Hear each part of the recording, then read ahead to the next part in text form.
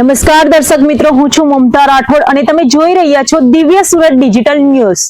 આજે અમે તમને લઈ જઈ રહ્યા છીએ સુરત જિલ્લાના પલસાણા ખાતે યોજાયેલી ભવ્ય શિવ મહાપુરાણ કથા તરફ। પલસાણા ખાતે ચાલી રહેલી શિવ મહાપુરાણ કથામાં ભગવાન શિવની મહિમા, ભક્તિનું મહત્વ અને માનવ જીવનમાં ધર્મના મૂલ્યોનું વિશદ વર્ણન કરવામાં આવી રહ્યું છે। કથાના દરેક પ્રસંગે ભક્તો ભાવ વિભોર બનતા નજરે પડે છે। શ્રી શિવાય નમસ્તુભ્યમ। હું ભાર્ગવભાઈ જોશી, નવસારી નિવાસી। અહીંયા તારીખ 4ના રોજથી પ્રદીપ મિશ્રાજીની શિવપુરાણની મહાકથાનું આયોજન કરવામાં આવ્યું હતું। એની અંદર અમે હર હર મહાદેવ ગ્રુપના સભ્યો, હું બ્રાહ્મણ તરીકે પૂજા કરું છું અને અમારા ભાઈ શ્રી મહેશભાઈ વ્યાસજી, જેમના હસ્તક નીચે અમે અહીંયા શિવલિંગ બેસાડ્યું છે। શિવલિંગની દરરોજ જ સવારના પોરમાં અભિષેક વગેરે વિવિધ દ્રવ્યો દ્વારા ભગવાન શંકર દાદાનું અભિષેક કરીએ છીએ। વિવિધ દ્રવ્યો દ્વારા ભગવાન શિવજીની અહીંયા પૂજા થાય છે અને આ પૂજા પૂર્ણ થયા બાદ દરેક ભાવિક ભક્તોને પણ અહીંયા દર્શનોનો લાભ આપવામાં આવે છે। અને ત્યારબાદ અહીંયા પ્રદીપ મિશ્રાજીની કથાનું પણ શિવપુરાણ મહાકથાનું પણ અહીંયા શ્રવણ કરવામાં આવે છે। અહીંયા લાખોની સંખ્યાની અંદર બધા ભાવિક ભક્તો અહીંયા ભગવાન શ્રી શિવનું ભજન, કીર્તન અને પૂજન કરવા માટે આવે છે। અને પ્રદીપ મિશ્રાજી ખૂબ જ સુંદર કહે છે કે ભાઈ, આ જગતની અંદર શિવ સિવાય બીજો કોઈ નથી અને આપણે તો બધા જીવ છે, તો એ જીવે હંમેશા શિવની સેવા કરવી જોઈએ। તો આપણને આ તન મન ધનમાંથી મુક્તિ મળે। આ શરીરનો આ દેહ છે એની અંદરથી પણ આપણને મુક્ત થવાય। માટે આ કળિયુગની અંદર જો કોઈ સાચા દેવની પૂજા કરવી હોય તો એ ભગવાન શંકર દાદા છે। તો આ કળિયુગની અંદર જેમણે પણ ભક્તિ કરવી હોય, સાચા માર્ગથી કરવી હોય ને કંઈ પણ ફળ વિના, કારણ કે ભગવાન શિવ એવા છે કે વગર માગીએ દરેકની ઈચ્છાઓ પૂર્ણ કરે છે। તો દરેકને એવી નમ્ર વિનંતી અને પ્રાર્થના છે કે આવી જ્યાં શિવ પુરાણ ભગવાનની કથા થતી હોય ત્યાં આગળ જઈ ભગવાનની કથાનું શ્રવણ કરવું, ભગવાનનું પૂજન કરવું, યજન કરવું અને આ કળિયુગની અંદર આપણે મુક્તિ મેળવવા માટે ભગવાન શિવની પૂજા કરવી। श्री शिवाय नमस्तुभ्यम। हर हर महादेव। आपका नाम बताइए और कहाँ से आए हो? संतोष बहन खंडेलवाल, कहाँ से आए हो? धानेरा से। क्या कहोगे, प्रदीप मिश्रा जी के कथा में आए हो, कितना उत्साह लग रहा है? बहुत अच्छा लग रहा है। हम सबको, हमारा लोग रात को डांस करते, गाना गाते, बहुत भजन भाव करते हैं सब लोग मिलकर। बहुत अच्छा लग रहा है। 4 दिन से हमको रहने का भी बहुत अच्छा है, खाने पीने का बहुत अच्छा सुविधा है, सब कुछ अच्छा है। जी, मैं वापिस आई हूँ। श्री शिवाय नमस्तुभ्यम। कैसा उत्साह है? मस्त है। क्या मैसेज देना चाहोगे? जब से मैं शिव गुरु से जुड़ी हूँ मेरा जिंदगी बहुत संवर गया है। मैं बहुत दुखी थी।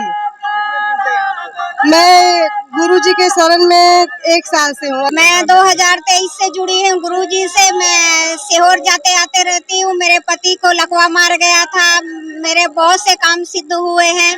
मेरी ये 10वीं कथा है। જ્યાં કથાની સાથે ભક્તોની સેવા માટે શરૂ કરાયેલ ભોજનાલય સેવા સંસ્કાર અને સમર્પણનું ઉત્તમ ઉદાહરણ બની રહ્યું છે। શિવ મહાપુરાણ કથા દરમિયાન દૂર દૂરથી આવનારા ભક્તોની સુવિધા માટે વિશાળ અને સુવ્યવસ્થિત ભોજનાલયનું આયોજન કરવામાં આવ્યું છે। આ ભોજનાલયમાં દરરોજ હજારો ભક્તોને પ્રસાદરૂપ ભોજન આપવામાં આવી રહ્યું છે। આ સમગ્ર આયોજન પાછળનો એકમાત્ર સંદેશ નર સેવા એ જ નારાયણ સેવા। मेरा नाम रतन सारस्वत है। साथ में मेरे पिताजी हरिशंकर जी सारस्वत और छोटा भाई दीपक सारस्वत भी है। पूरी टीम हमारी 150 से 200 लोगों की टीम यहाँ पर जो है रात और दिन सेवा में काम कर रही है।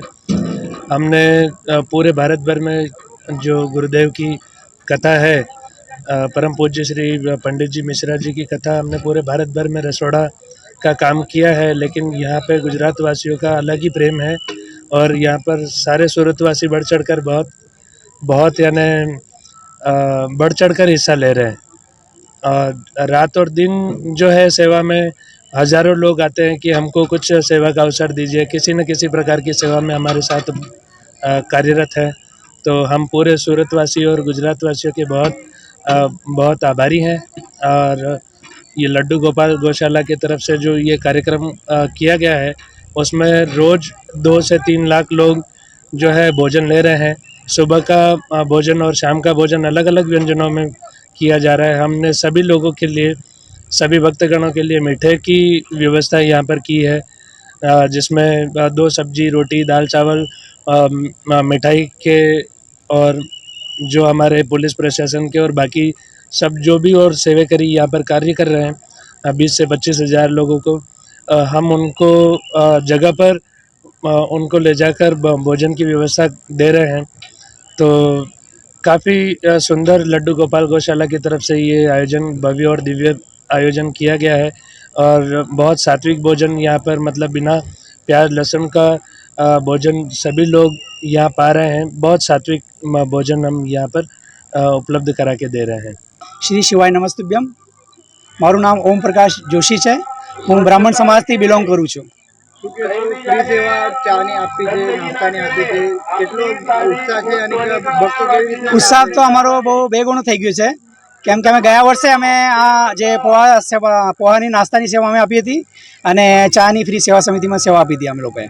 ભક્તોમાં કેટલો ઉત્સાહ જોવા મળી રહ્યો? કેમ કે અમારે ત્યાં ફ્રી સેવા સમિતિમાં જે છે અમારા જે ભાઈઓ છે એ બહુ ક્વોલિટીની વસ્તુ બનાવે છે, એટલે બધા જ ભક્તો અહીંયા આવે છે, પ્રસાદ લે છે અને મને આશીર્વાદ આપીને જાય છે. શું મેસેજ આપવા માંગશો? અમે એ જ આશીર્વાદ માંગવા છીએ કે અમે જેટલા પણ ભક્તો અહીંયા આવ્યા છે એ લોકો અહીંયા આવે, પ્રસાદ લે, ચા પીએ, અમને અહીંયા આશીર્વાદ આપીને જાય. અમે તમારા લોકો માટે અહીંયા બેઠા છે, તમે લોકો આવો, એ જ અમારા માટે કમાણી છે બધી. શ્રી શિવાય નમસ્તુભ્યમ. 9 વાગ્યા સુધી નાસ્તાની સેવા ચાલુ હોય, એના પછી ચા તો ચાલુ છે, કન્ટિન્યુ ચાલુ હોય. ખાલી 3 ઘંટા અમે બંધ રાખીએ કથાના ટાઈમ પર, બાકી તો 24 ઘંટા ચા ચાલુ જ હોય છે. શ્રી શિવાય નમસ્તુભ્યમ. વહેલી સવારથી જ ભોજનાલય ખાતે ભક્તોની લાંબી કતારો જોવા મળે છે. પુરુષો, મહિલાઓ, વૃદ્ધો અને બાળકો સૌ કોઈ શાંતિ અને શ્રદ્ધા સાથે પંગતમાં બેસીને પ્રસાદરૂપ ભોજન ગ્રહણ કરતા નજરે પડે છે. સ્વચ્છતા અને શિસ્તનું વિશેષ ધ્યાન રાખવામાં આવે છે. શ્રી લડ્ડુ ગોપાલ ગૌશાળા દ્વારા આયોજિત શિવ મહાપુરાણ કથા એનો આજે 4થો દિવસ છે. એમાં લાખો લોકો આવી રહ્યા છે, પણ આખા કથાનું જે હૃદય છે એ હૃદય એટલે કે રસોડું.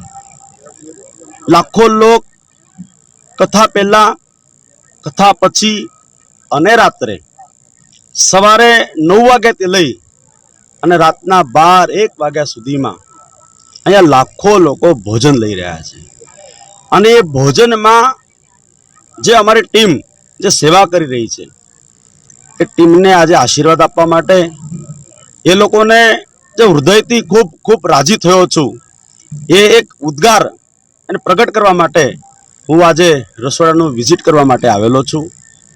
આ લોકોની શ્રદ્ધાને, આ લોકોને ભક્તિને જોઈ અને મને એટલો બધો આનંદ થાય છે, એટલો બધો આનંદ થાય છે કે હિન્દુ સનાતન ધર્મ માટે જેને જન્મ મળ્યો છે એ લોક દરેક કાર્ય કરીને, સેવા કરીને પોતાનું જીવન એ ધન્ય બનાવી રહ્યા છે.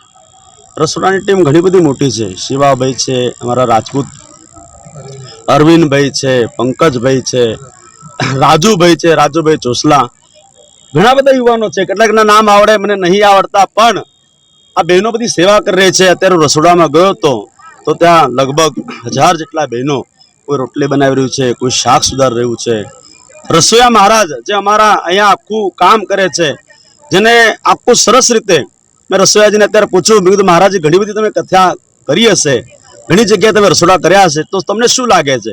તેમને એવું કીધું કે સ્વામીજી અહીંયા મને પ્રેમ મળે છે, અને ખાસ કરીને દરેક લોકોને અહીંયા રોજ મિષ્ટાન બનાવીએ છીએ. ને તો આટલા બધા લાખો લોકોની સંખ્યામાં મિષ્ટાન બનાવવું બહુ અઘરું હોય છે, છતાંય પણ અમારા રસોઈયા મહારાજ એમ કહે છે કે અમે દરેકને મિષ્ટાન જમાડીએ છીએ. તદ ઉપરાંત જે અમારા 25,000 થી ઉપર સેવા સેવક છે કે જે અમુક પોઈન્ટ પર સેવા કરી રહ્યા છે, ટ્રાફિક હોય, સુરક્ષા હોય, એ બધાને પોતાના પોઈન્ટ પર અમારા અરવિંદભાઈ રાજપૂત એની જવાબદારી હેઠળ બધાને ફ્રૂટ પેકેટ તૈયાર કરી શુદ્ધતાપૂર્વક એ ફ્રૂટ પેકેટ ત્યાં મોકલાવે છે. ખૂબ આનંદ થાય છે. આ બહેનો બિચારા જે સેવા કરે છે, ભગવાનના ચરણમાં એટલી જ પ્રાર્થના કરીશ, કારણ કે હું સંત છું તો ભગવાનને એટલી જ પ્રાર્થના કરીશ કે પરમાત્મા છે ને એમના જીવનનું કોઈ પણ પ્રકારનું નાનું મોટું દુઃખ હોય એ દુઃખ દૂર કરે અને આ ખૂબ મોટા માણસો થાય અને આ લોકો ધર્મની આવીને આવી સેવા કરતા રહે, એ ભગવાનના ચરણોમાં શ્રી શિવાય નમસ્તુભમ. હર હર મહાદેવ.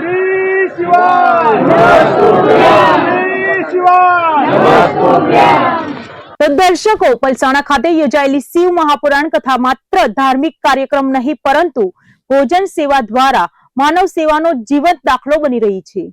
આવી વધુ ધાર્મિક અને સામાજિક ન્યૂઝ માટે જોડાયેલા રહો દિવ્ય સુરત ડિજિટલ ન્યૂઝ સાથે. જય ભોલેનાથ.